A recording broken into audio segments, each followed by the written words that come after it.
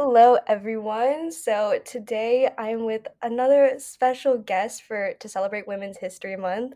Her name is Dianni Hall, and I contacted her after attending a nomadic mat presentation about teaching English in Spain, which I mentioned on the previous podcast. That I actually am looking into becoming an English teacher specifically in Spain. It just seems like an amazing culture. So I just reached out to Dianni and she was more than generous to spend her time today. So thank you so much for being here today. And I'm super excited to dive into, teaching English, living in Spain, and having your own podcast, which is called While She's Away.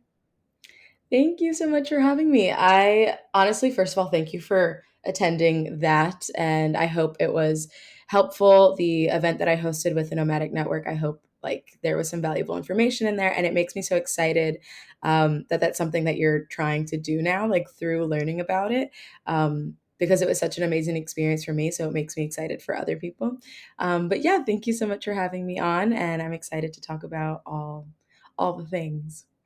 Yes, so let's just dive in. What made you want to become an English teacher? Is it something you were always kind of interested in, or is it something like as a means of travel? Because I know that's a component for many people is like traveling and like making money on the road. So, what was your inspiration?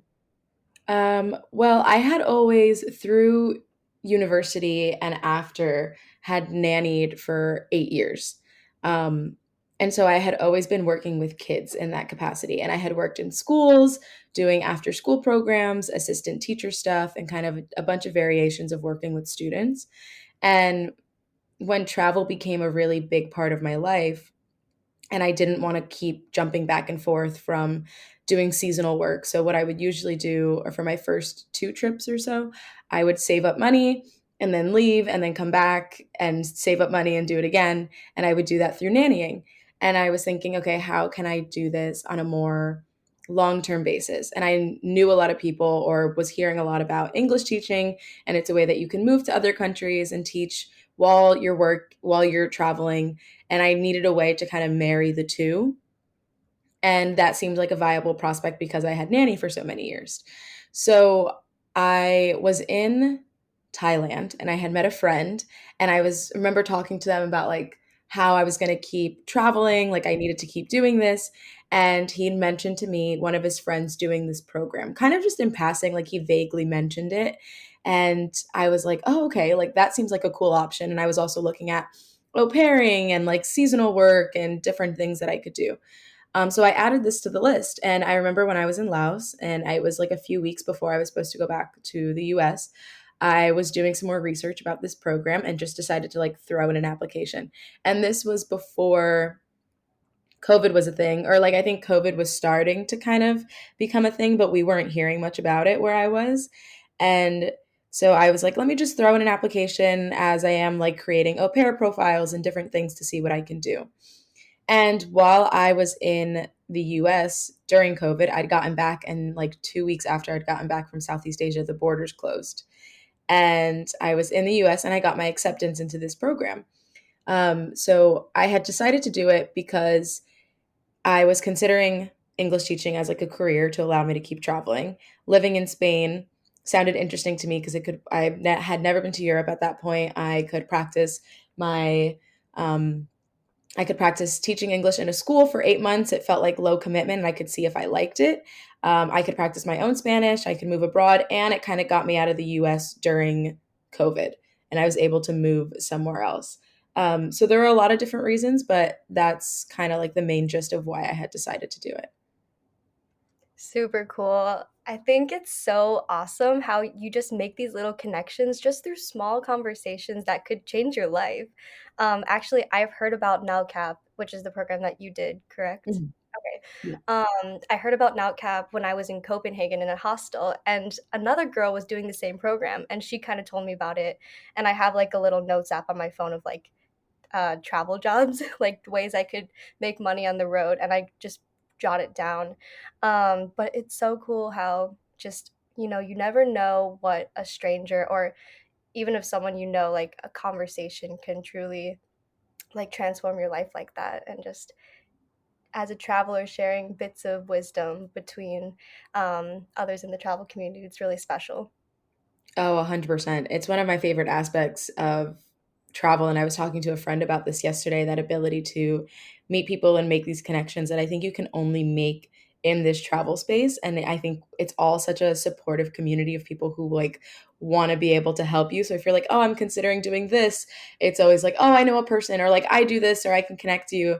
And you end up with this mesh of just beautiful connections. And like you said, it allows you to end up in places that you didn't think you would end up being in years later, but it's really beautiful to look back and see how you ended up there. Yeah, absolutely. Did you have a travel community before you kind of embarked on your travels, or did you kind of find your people like once you dived into the world and like started your own podcast? Or yeah, what was your experience in that sense? That's a good question. I didn't before I'd left the first time. And that was 2019 was when I took my first solo trip, and I'd went to India, and that's when I did Southeast Asia. And at that point, I didn't know anyone who also did this. And so it was kind of like me telling friends and family, and they were like, what do you mean? Like, what do you mean you want to just go backpack in Southeast Asia? Because it wasn't something, especially I come from, um, my dad immigrated to the US from Guatemala. I'm first and second generation American. So backpacking and traveling in this way isn't really something that's known at Mhm. all. And I had kind of discovered it through my own research, through blogs and stuff at that time. And so I didn't know anyone at that point. But before I went on that first trip, I did go to a conference, a travel conference called Women's Travel Fest. And I was just there a few weeks ago. That was my third year. And I think that was one of the first places I was able to find community. I'm originally from New Jersey, and it was in New York. So I just went over into the city. And it was the first time that I'd seen kind of people who were doing what I wanted to be doing, who were like living that life, who were passionate about travel in the way that I was. And it was really exciting. And then once I actually left, I was able to, of course, meet people on the road, make friends that inspired the podcast. Because one of the first places I went was an ashram in India, but it was an all female ashram.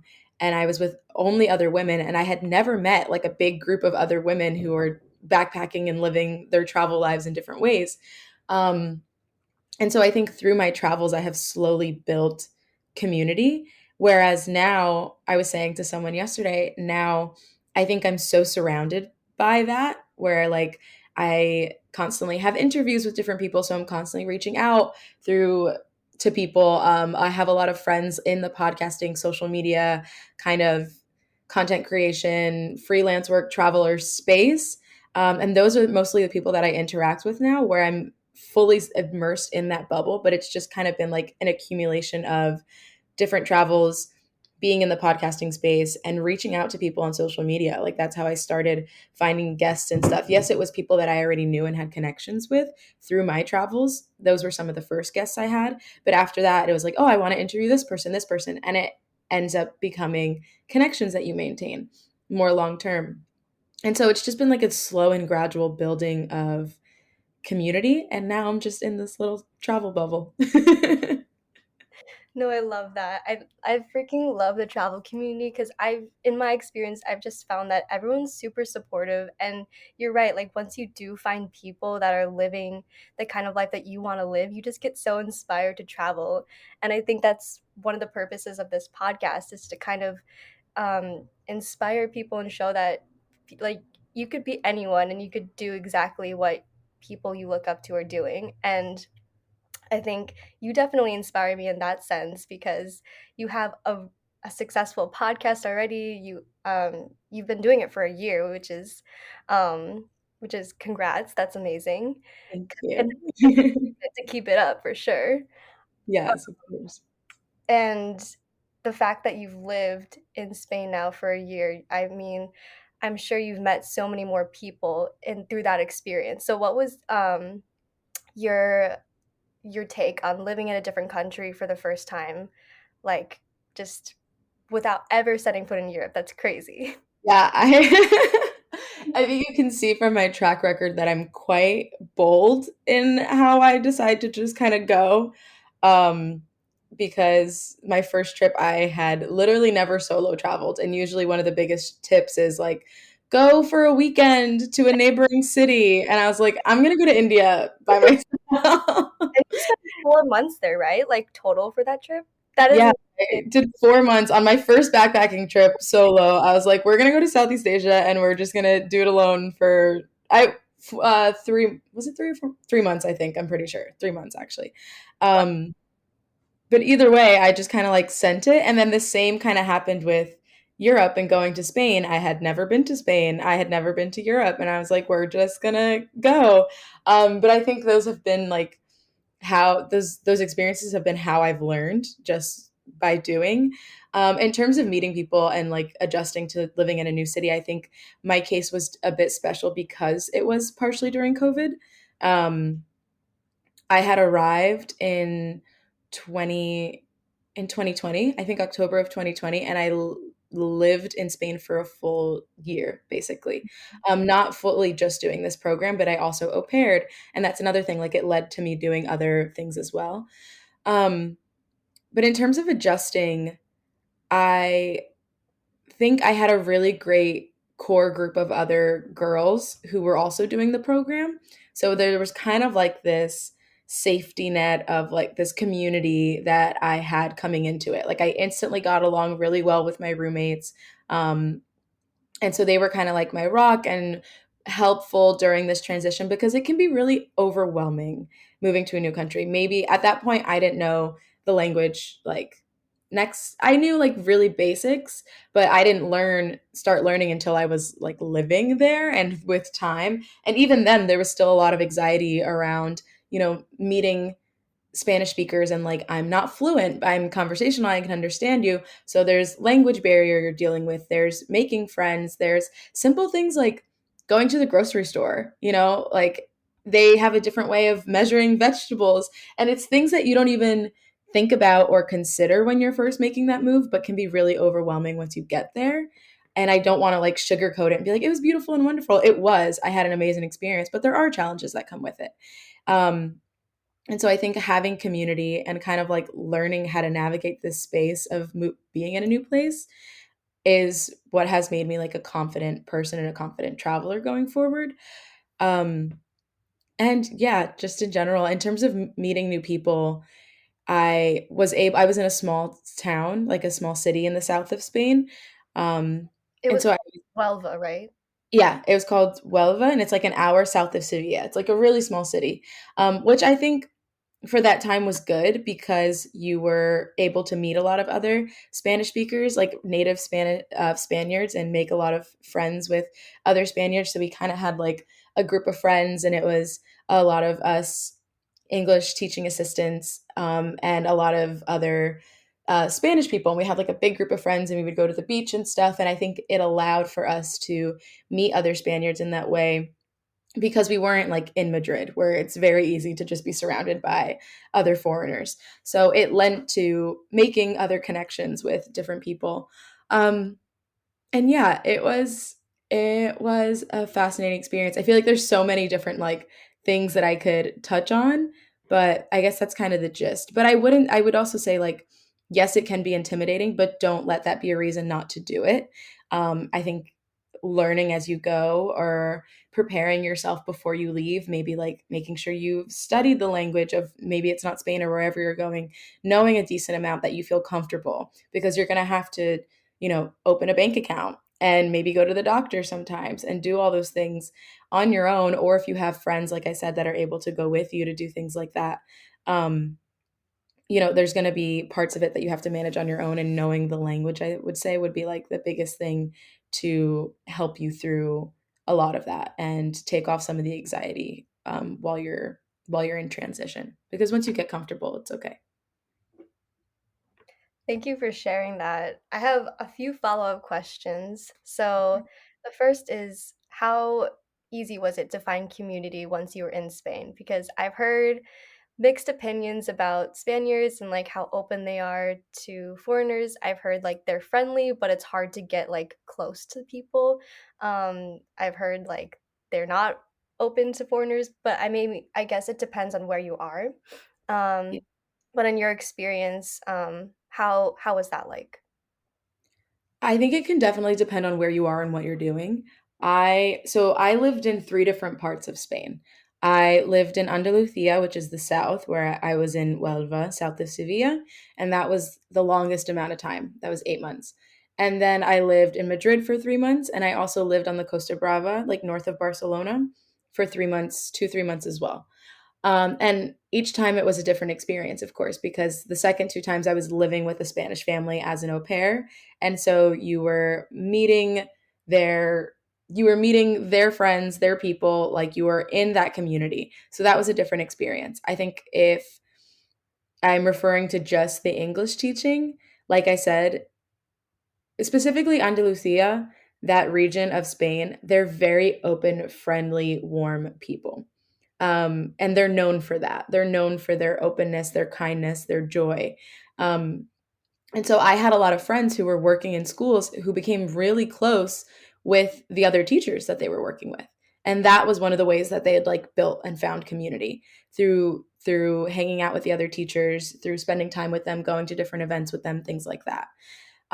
So it definitely depends on your region. I think if you're in a bigger city like Barcelona or Madrid, it'll probably be harder to find Spaniards to create that community with, because they're probably used to there being foreigners all the time and maybe aren't necessarily interested in making friends with foreigners who are going to come in and out kind of temporarily, you know. Um, so it can really depend where you are and how diligent you are about going about it, because there is, of course, like you could very easily move and then just stick to your friends that you make through the program and like not make friends with any actual Spaniards and that be your experience. But I think if you're looking for language exchange opportunities and you're in Facebook groups looking for language exchange opportunities, or you're trying to connect with other teachers at your school, or maybe you're on like Bumble or Tinder or like scrolling, because that's another way to not necessarily just date, but like Bumble has a friendship feature, like to make friends, and you're going to find a lot of Spaniards and people who are from there using the app. So I think if you're a bit more diligent about it and like put in that extra effort, you can find that, but it does vary depending on where you are and how much effort you're willing to put into creating those friendships. Mm. Yeah, I definitely agree that you could be like as social as you want or you could be as antisocial as you want. And that's something that you just learn when you solo travel is like how much effort you are willing to make those connections because sometimes, you do want time by yourself, but there comes a point where community is very important like you were saying, to Yeah. especially if you're living somewhere new. I feel like a community having people around you that could support you and that you could lean on is probably the best way to adjust in a new situation. I don't know if you would agree with that, but that's what I would imagine. Um, and I was kind of curious, what was the biggest shock for you about living in Spain? Like the biggest cultural shock, would you say? Hmm. That's a good question. I will agree, first off, that community is one of the ways to make the transition easier. And I'm grateful for the community that I had. Now, I'm trying to think of the biggest culture shock. I don't think there was a ton that was shocking in a negative way. It was more just like curiosity. Like I was just really intrigued by the differences there were, in how they lived their life. And I think specifically in the south of Spain, coming from the US, we have a very like capitalist hustle culture. And people work their 9 to 5s and then you go home, and there's a lot less of a sense of community here. And I think that was one of the main things I noticed, first of all, that was very different in the south of Spain. And I think I still kind of like hold that really dear, is the value of community. The quality of life is so important to them. And they really prioritize like work life balance. They really prioritize joy. They like live, what's the quote? not work to live, not live to work, but work to live. There we go. That's I think embodies and encompasses like what it's like there. So there would be times that I would get out of school in the afternoon and it's like 1 p.m. and you see people outside on the streets like having a beer and chatting, and that would be every day, and it's like the middle of the afternoon, and I remember at first being like, what is Yes, happening? Literally, like what does that do? People not have jobs? Like, what is no one working? Like, what is happening here? And it's just that the priorities are different. Sundays for them in the south of Spain specifically are spent with family and friends. You have like a sobremesa, which is basically you go out to eat for hours and just sit there talking and enjoying your family company, and they really value that time spent together. Everything's closed on Sundays. You can't go grocery shopping, nothing's open. So I remember being like, "Oh, I'm going to run errands on Sunday." No, you're not. Nothing's open. And there was just little things like that, but it was because the priorities are different that it was like a little weird to adjust to. There's also siesta during the week in the middle of the day where like shops would literally close for 2 hours. And I'm like, "Oh, I have to run here." No, you can't. And there would be so many times where I'd go and I'm like, I forgot it was closed. Um, and it was just little things like that. But I think I eventually got used to it, and I'd be like, I'm not gonna nap when I get home from work. I'm an adult. I don't need to. By 2 months in, I was taking naps in the middle of the day and like enjoying living a life of slowness, of relaxation, of different priorities that I had never experienced before. So I think maybe not culture shock, but that was just the biggest difference. And the thing that I appreciated the most was just how much they prioritized family, relaxation, rest, and just joy over working and exhaustion. Yeah, I think that's one of the biggest draws for me about moving in Spain, living there because there it just seems like in the US, like you were saying, it's very much go, go, go, and I'm kinda sick of it. Like, I'm the type of person that loves to just savor the small moments and, like, just take time for yourself and let yeah, like you were saying, to enjoy life, and it's definitely, a bit harder in the US in that sense because you're always expected to be on to the next thing, always maximizing efficiency, and well, there's a time and place for that, it's impossible to be constantly on it all the time. Yeah. So I guess I really appreciate, what I hear from Spain is that they actually do take the time to do that, so, um, Yeah. I don't think it's just Spain. I think it's a lot of other, like anytime I'm I guess traveling. in general, yeah. Yeah, no, I found that specifically in Spain, of course, but I think anytime I'm traveling, it lends more to a life of slowness and enjoying. And anytime I'm back in the US, I can like I think because my values just don't align with the values here, I can instantly feel that like rigidness or that like that's that's uncomfortable for me because it'll come up in conversations. It'll like, how much are you making? Da, da, da, da. Like I'm doing XYZ and I'm like, it's okay. Relax. Relax. But yeah, definitely agree with that. So can you describe your typical work day, and also your typical day off, like, just, your daily living in Spain? Okay. So typical workday. I know I said that it was like 16 hours a week or so that you're working. So it's not a full-time position. So everyone's schedule is going to look different. And some friends would have off. You usually also have 3-day weekends, which was really nice. Because then you could do a little bit of traveling and stuff if you wanted to. So I guess I would have off Mondays. My friends usually had off Fridays and a day off on a Monday because my friends were working and stuff. I think I would wake up, maybe go exercise. That would be the day that I'd maybe like run my errands, buy groceries, cook for the week, or just if a friend was like, let's go to the beach, I'd also just probably do that as well. Depends on the day. Um, but Mondays were just kind of like my free days to do whatever it is that I wanted to do. And then during the week, I would usually start in the morning. I'm pretty sure I started around 9, from what I can remember.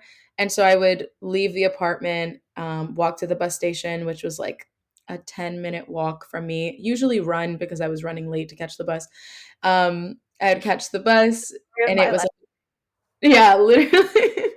I remember like sprinting down the sidewalk with my hair wet, like trying to get to the bus. That was me Um, today, sprinting to class only to find out it was canceled. that's so heartbreaking, honestly. Be like, I just did this for no reason. Right. Um, but yeah, so I would take the bus in the morning. It'd be like a 20-30 minute bus ride. And then by the time I got to town, I could walk another 10-15 minutes to the school. It was like a 15-minute walk through like the town center. It's a really small town called Cartaya. And I would remember like a little pastry shop that I would love to stop at and get a little apple pastry for like €1 and or like a cafe or something, or a tostada. And then at school, I guess a typical day would be um, doing some sort of vocab lesson. I would probably be in like two or three different classes that day. I would do a vocab lesson, a game in one class, and then maybe like helping them review um, their English grammar or something in a different class. And it kind of varied depending on the class that I was in or the teacher that I was working with, because they'd want me to do different things with the kids. So maybe one person just like gave me the book and we're like, okay, here are the vocab words in Spanish. You can teach them to them in English in whatever way you want. You have half the class time. Or another teacher would be like, oh, I want you to do this specific game or go over this specific worksheet with them. Um, so it kind of varied class to class. And then I would be there usually from like 9 to 1, like half the day, the morning time. And then after that, I would drive home. I would carpool with one of the teachers who also lived in Huelva. So she would drive me home. And it was nice because she didn't speak that much English. And at the time, I didn't speak that much Spanish. So we were both like trying to learn and practice because she was taking English classes. So we would use that like 20-30 minute drive as like an intercambio where we could both practice. Um, and then after that, I would go home and like make a lunch at home and spend the evening either reading or hanging out with my roommates. We'd like go roller skating or just hang out around town, maybe go out to dinner. If we didn't want to spend any money, we would stay in. We lived really close to like this river where we would go a lot of times to watch the sunset, which was so, Oh, so nice. It was so nice. We would just go sit together and like chat, watch the sunset, maybe bring snacks. So it, like I said before, it was very just like slow, relaxed living. And that would be kind of like a day in the life. Oh, if I came back, I would also either that night at some point while I'm having dinner or before dinner do like um, prep for class the next day. Like whatever materials I needed, if I was going to play a game, if I needed certain things, if I was doing a slideshow, and just make sure I had all my materials prepped for the next day. mm.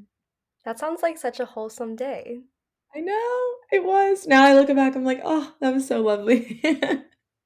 Were there any times where it did feel stressful, where you either felt unprepared or you're like incompetent? Because with these programs, I don't believe you need like a certificate to teach English, right? You don't need any sort of qualifications. You Except, don't. You have to have a bachelor's degree or like be in a bachelor's program, but that doesn't necessarily mean that what you're focusing on in that program is teaching. Um, so you could really have a degree in marketing and do the program, you know? So it doesn't really have to be relevant. I think um for me specifically, like I had said, I had worked with kids a lot and had done tutoring and things. So like I kind of knew kids well enough to know maybe what I could and couldn't do. Also, one of my friends, this was her second year doing the program. And so she had a lot of resources like worksheets, and I could be like, oh, like we're doing this. And she's like, okay, maybe try this. Or honestly, I was doing a lot of research, like games that you can play related to this and da da da, and just kind of coming up with ideas on my own and in a very trial and error fashion. And I would run it by my roommates who were also working in schools. And so I'd be like, I was thinking of doing this with them. Like, how do you think that sounds? And they're like, that sounds good. Take that out of the worksheet or do this instead. And we would kind of bounce ideas off each other. But I think it was really intimidated in the beginning because I had never actually taught before. And so if the teacher was like, you have full reign, I was like, I don't know what to do. So it was a lot of figuring that out as well, where I had to learn what worked and what didn't. And some games, like simple games, were such a hit. Kids loved them. They were talking, they were learning, they were excited. Other things, I was like, this didn't take up as much time as I thought it was going to. And I don't have something else for this after. So I have to come up with something on a whim right now. or maybe the game, like they weren't as into the game as I thought they would, and it was harder to like get their focus and concentration. Um, so it was a lot of trial and error and just kind of researching different resources and things that I could do with them, and also asking the teachers that I was working with. I was like, is there anything that past auxiliaries did with the students that really worked or didn't work? Or is are there any resources that like would be helpful for me to utilize in working with them? And don't be afraid to ask for help, especially if you've never done this before. And like you have a coordinator in the program that works in the school who kind of is in charge of like giving you your schedule, managing you. If you have questions and things, it goes to them. So asking them too, like, are there any resources that I can use? Is there anything specific I should know? Things like that. Um, and just being really vocal. It can be hard because it's an intimidating space to be in the beginning. But I think as long as you're friendly, the kids really liked me where I was because I would be like silly goofy because I'd nannied for so long. I don't care if I have to be a little extra um, fun and extroverted for them to like me, or like I would go and spend lunches with them when they were having recess because I just wanted to talk to them and learn from them, and they were really intrigued by me and I by them. So I like they could tell that I cared, and so therefore were a bit more interested in learning. So it is a bit trial and error, but and it can sound intimidating, but you do figure it out as you go. And like I said, you have 8 months. So if the first month is just you kind of getting your ground, by the second month you're running and you've got it. I feel like the hardest part is just, taking that initial step to put yourself in that situation. And so, yeah, you just figure it out along the way. Yeah. I remember getting there and like going to my town to see the school before I started, and even that first day, like walking there, oh my God, I was so anxious. I was like, I'm like, it's gonna be fine, it's gonna be fine. And you just have to like one, two, three, go. And of course, there's a lot of anxiety to it. Like you're in a whole school. There's so many kids. You've never been here before. They don't know you. You have to introduce yourself. But I think as long as you're able to make it fun, and I think after that first day, you're able to kind of like push through that anxiety a little bit.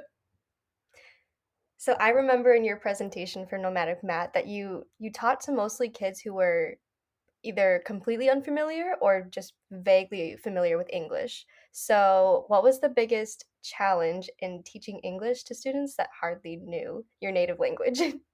That is such a good question because they also, you're technically not allowed to speak to them in Spanish at all. Like in your role, it's just supposed to be English, and that's nearly impossible when they don't understand any English.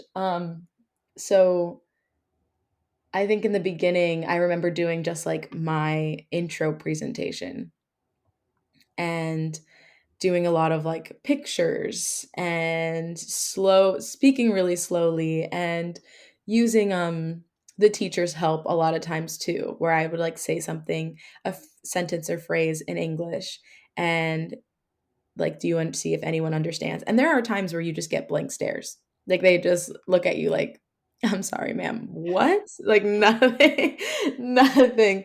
And so then you use the teacher's help. Well, they're like, they'll translate, or you have them repeat the words, and like slowly you can make some progress. But I think in the beginning it was just really slow, and a lot of other materials that aren't just words. So cues that you can use, like pictures and videos. And so it's like, if I'm telling you my favorite animal is a dog, and then I've got me with a dog on the slideshow, or things like that. Um, just making it as easy as possible for them. It did make it difficult in terms of like disciplining sometimes. If they were being like rowdy and things, then I would switch to Spanish and like say a few words, and they'd be like, oh, she speaks Spanish. She speaks Spanish, because you're not supposed to say anything. Um, or the teacher would kind of take initiative in times like that. But I think it was just being like very, using very basic language and using other cues to rely on rather than just words was what worked a lot of the time. Was it intimidating at all having a professional teacher kind of watch you the whole time? Because I feel like that would make me uncomfortable. I hate like being like not micromanaged, but just like being supervised. I like doing my own thing.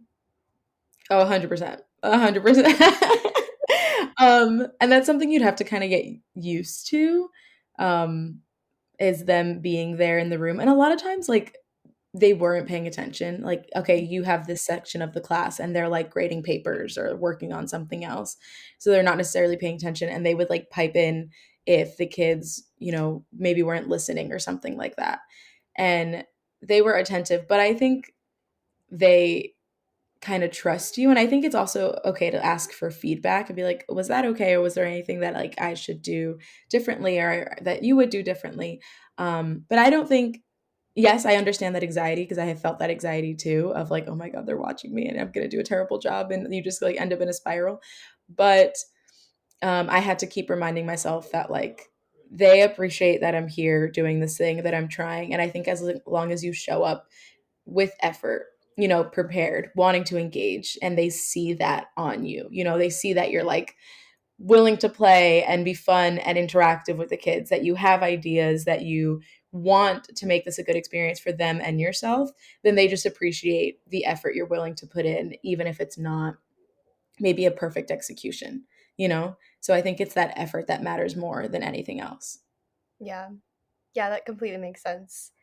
What would you say is something you learned about yourself when doing this job, teaching English and living in Spain? Is there an like overarching lesson or illuminating thing that you learned about who you are? Yeah. Yeah. I think it's funny recounting this now and being like, "Oh, I did that thing," because it kind of surprises me still to this day that like I did that. And I'm like, "Cuz that was scary and that was a lot, but I did it." And something that I learned with every trip, and especially with this experience of like moving to a whole new country, even though I'd never done that before, is that we are so much more capable than we think we are. Um, and the more that I do this and the more that I travel and the more that I push myself to experience more, the more I realize how capable I am of different things. And like the more confidence comes with that.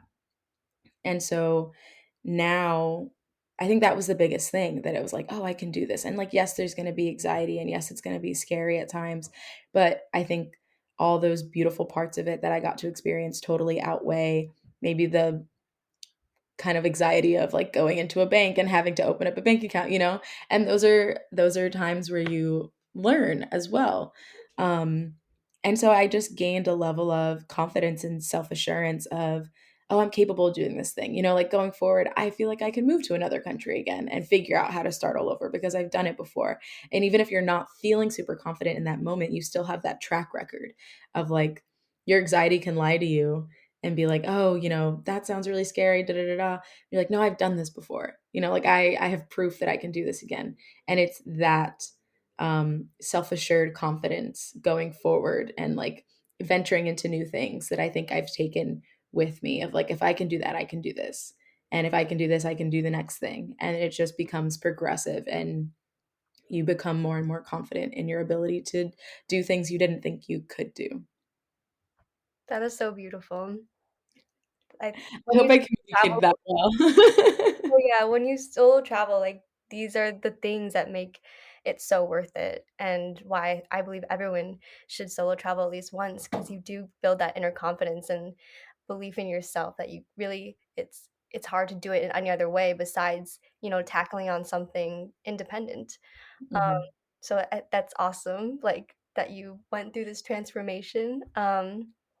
And I think for me, like the hardest or like like you were saying, the inner critic in your head, I think it's important to remember that not every voice in your head you have to believe. Like every thought that pops into your head is not necessarily you, and you could cling to whatever belief that you want. Mhm. And that is a super powerful thing that I constantly remind myself is like this voice is telling me, "Oh, I'm not enough of this. I'm too much of this," but I don't have to listen to it. Exactly. And not even that it's not you. Sometimes it's lying to you.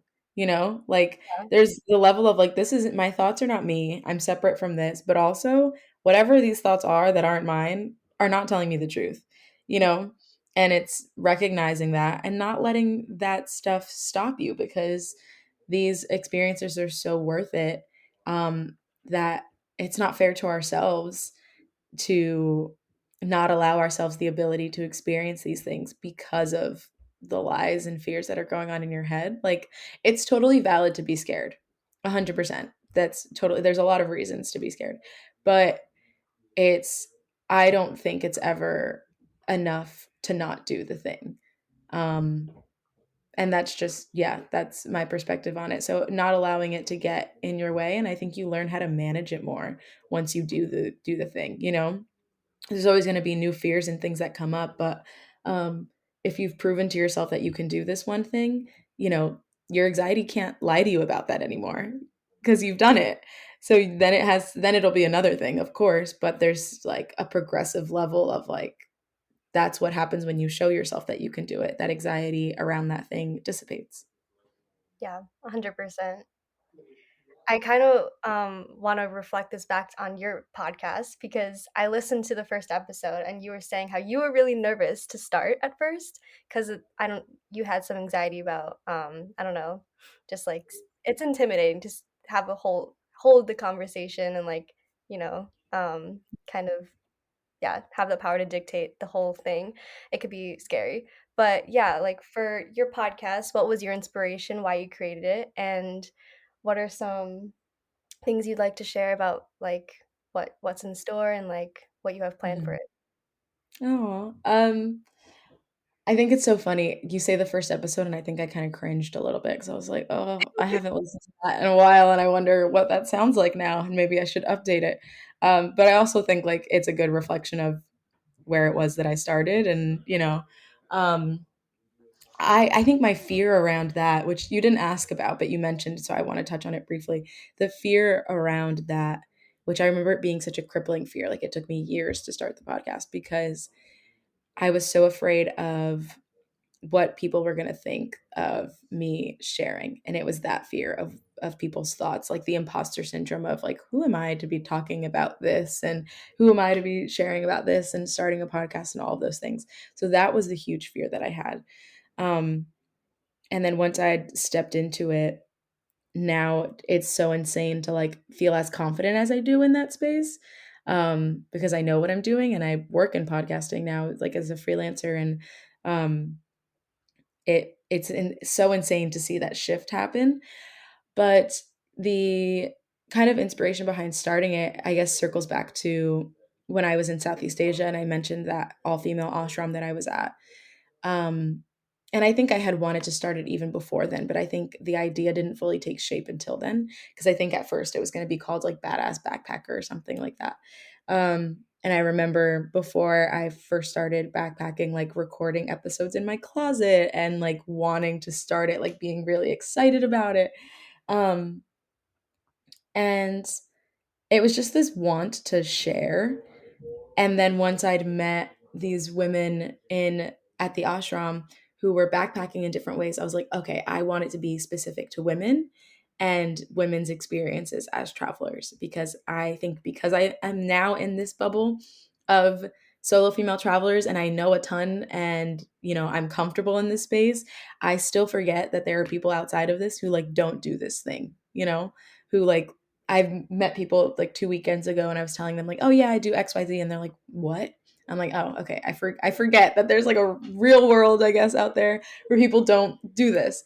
Um, and it was that I wanted it to be a space where women saw what they were able to do for themselves through other women's stories, and also just an opportunity to like highlight really dope things that women have done in the travel space and on their own. From, I have a friend, Kaylin, who I adore, that one of their first trips was crossing the US via bike with $200, and like crashed their bike, had to spend that $200 to get it fixed, and so crossed the US with no money, and was doing work exchanges. And like this other girl that I interviewed, this other woman that I interviewed on climbing Kilimanjaro, and she's like talking about how she got her period while she's on it, and she has like really strong periods, and just all these examples of women doing amazing things. Sorry, all these examples of women doing amazing things and highlighting those things and you seeing what you're capable of through these experiences. And it has turned into that. I've gotten countless DMs, and I have a little like reel highlight on my Instagram of like messages that I get from people. And someone told me when I first started to like save those messages because they're gonna be the thing that kind of drive you in those moments where you're feeling not so great. And so I have all these messages from women of like, oh, I didn't know about trusting house sitters. I didn't know that was a thing that I could do. And now I'm doing it in Portugal in 2 months. Or like, I, I decided to take this backpacking trip, or am taking the solo trip and I've been really, really nervous, but like your podcast has helped me feel so calm and da da da. And it's fulfilling the thing that I had wanted it to, which is really, really exciting and lovely to see. And just for future episodes, I don't really know because I haven't really planned through season 3. I have a bunch of episodes right now on the back burner ready to go out for season 2 about a variety of topics, but I think I want to highlight more in season 3, highlight more sustainability and more LGBTQ travel and like different diverse aspects of travel. Um, and I recently released an episode with Alyssa. I released it yesterday on she's lesbian and I'm also queer. And so like traveling in that way and that being, a part of your experience. And so I think going forward, my goal is to have it be more inclusive and more diverse and highlight just more topics and to have it help more women. Oh, Yeah. oh my gosh, I love that so much. That makes me so happy to hear, and like it really inspires me, like again, because that's what I'm trying to do with this podcast, and hopefully my episodes can do the same thing, and like it at least inspire, one other person. I think that's the purpose in life, is just to touch as many lives as you can. You don't have to like move mountains, even just, impacting one person's life is significant in its own way. So, Exactly. that's Exactly. that is amazing, Dianni, I love that. It's worth it. It's so worth it. And I know like starting and doing all the things can be really difficult, but when someone says like, "Oh wow, this really impacted me," it makes all the hard parts of it so worth it, you know? And I agree with you 100%. And like that's what we're meant to do in this life. And if we're able to leave some sort of positive impact, maybe it's not millions, but like if a handful of people are like, "Wow, this really helped me," then you couldn't ask for anything better because that's the best feeling in the entire world. So I'm excited for you too to see like where this ends up going. And there's just now that you've started, there's just so much space to go and to run. And so I'm excited for you. Thank you, and thank you so much for being part of it. So what's next on your travel adventure itinerary? I'm doing so I leave next week and my adventure is through Central and South America now. Oh, okay. Okay.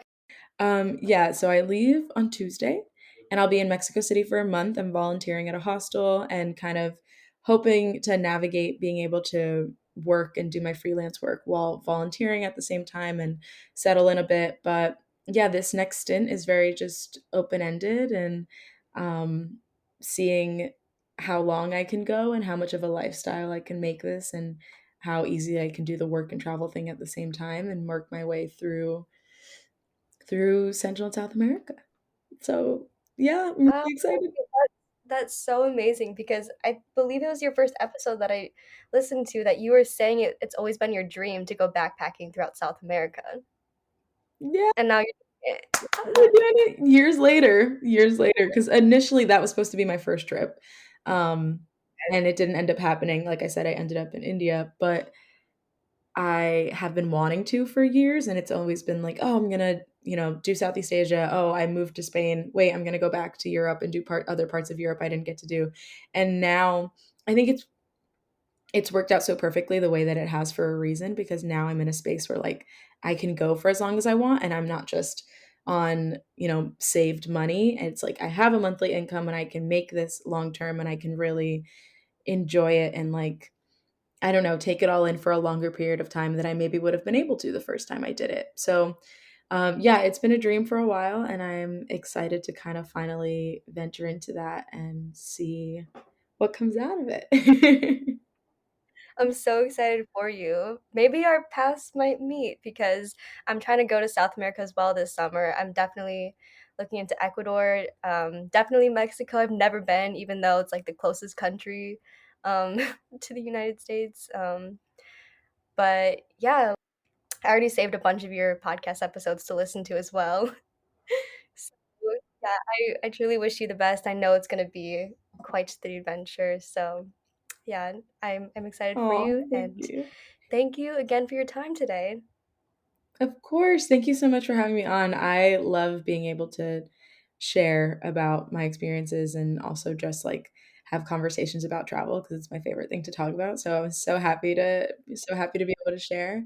And if you do find yourself in Ecuador, somewhere in South America, you have my Instagram, send me a message and we can see if we can meet up somewhere. That would be awesome.